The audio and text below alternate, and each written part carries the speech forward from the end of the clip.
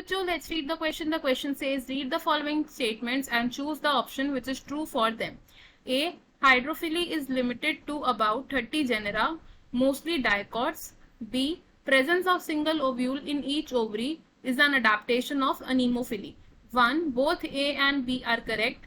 2. A is correct and B is incorrect. 3. A is incorrect and B is correct. 4. Both A and B are incorrect. तो question में हमसे पूछा है कि हमें इन स्टेटमेंट्स को रीड करना और बताना है कि कौन सी स्टेटमेंट्स ट्रू है।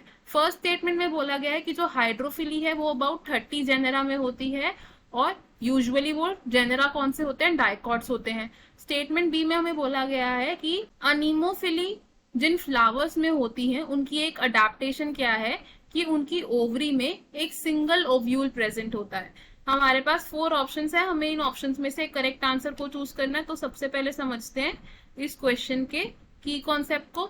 तो इस क्वेश्चन में हमारा की कॉन्सेप्ट यूज हो रहा है पॉलिनेशन। पॉलिनेशन क्या होता है? Transfer of pollen grains from anther to stigma, यानी कि जो पोलन ग्रेन्स हो रहे हैं उनका ट्रांसफर हो रहा है from anther to stigma.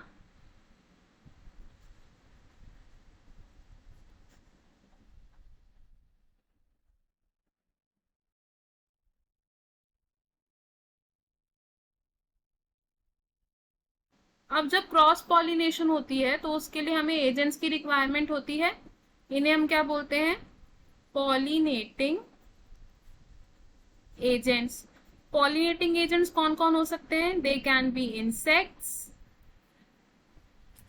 Water, wind, etcetera.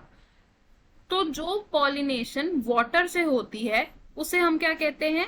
उसे हम कहते हैं हाइड्रोफिली।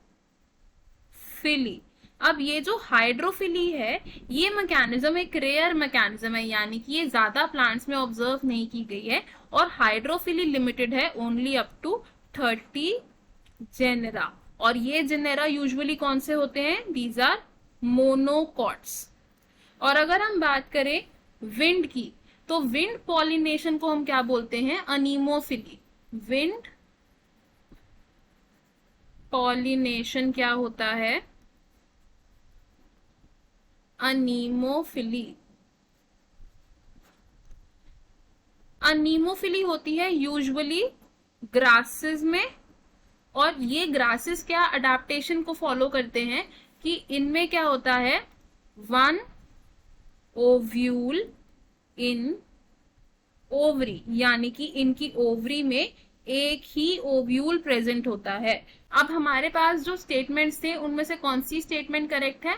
हमारी स्टेटमेंट ए है इनकरेक्ट, क्योंकि हाइड्रोफिली होती है इन मोनोकॉट्स यूजुअली, और सेकंड स्टेटमेंट इज करेक्ट। तो हमारा सही ऑप्शन होगा इनमें से option 3 which says A is incorrect and B is correct.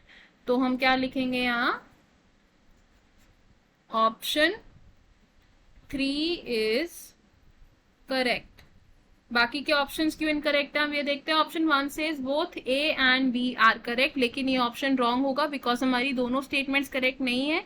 Option 2 says A is correct but B is in, तो ये ऑप्शन भी रॉन्ग होगा बिकॉज ए स्टेटमेंट इनकरेक्ट है और बी स्टेटमेंट करेक्ट है। Option 4 says both A and B are incorrect, तो ये option भी रॉन्ग होगा बिकॉज बी स्टेटमेंट करेक्ट है और ए स्टेटमेंट इनकरेक्ट है। तो हमारा करेक्ट और फाइनल आंसर है इस क्वेश्चन का option 3। I hope you understood it well. All the best. Thank you.